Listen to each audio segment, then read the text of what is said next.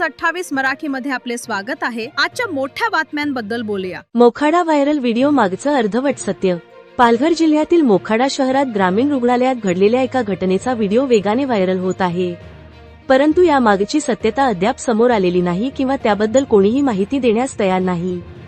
जनतेमध्ये चालू असलेल्या अफवेचा एक भाग म्हणजे आदिवासी समाजातील खेडेगावात वस्ती करून असलेल्या दाम्पत्याच्या लहान बालकाचा दुर्दैवी मृत्यू। मोखाडा तालुक्यापासून 15 किलोमीटर लांब असलेल्या खेडेगावातील एका आदिवासीच्या 4 दिवसीय बालकाचा ग्रामीण रुग्णालयात दुर्दैवी मृत्यू झाला। बालकाचा मृतदेह राहत्या घरी नेण्यासाठी रुग्णवाहिका मागितली असता रुग्णालयातील कर्मचाऱ्यांनी वाहन देण्यास नकार दिला। दुःखी कुटुंबियांनी विनवणी व हट्ट केले असता पोलिसांमार्फत पीडित कुटुंबाला चिमुकल्याचा मृतदेह हातात देऊन हकलण्यात आले अशी अफवा असलेला व्हिडिओ मोखाडा तालुक्यात वेगाने व्हायरल होत आहे, परंतु या व्हिडिओ मागचे सत्य अजून सुद्धा दडलेलं आहे। व्हिडिओमध्ये पीडित कुटुंबीय दुःखी व रागावलेले दिसत आहे, तसेच पोलीस कर्मचारी सहकार्याची भूमिका बजावताना दिसून आले। अंधारात प्रशासनाचा आक्रमक निषेध व्यक्त करत असलेल्या महिलेच्या हातात गुंडाळलेला कपडा बालकाचा मृतदेह असावा।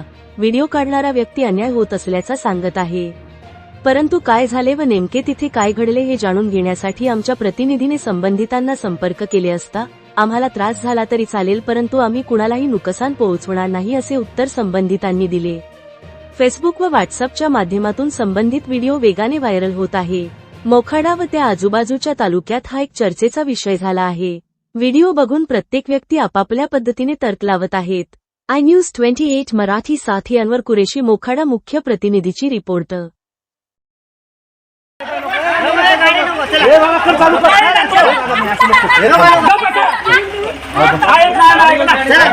पीएस साहेबांनी गाडीतून आम्हाला बाहेर काढला, तिकीट देऊन तरी पण बाहेर काढला।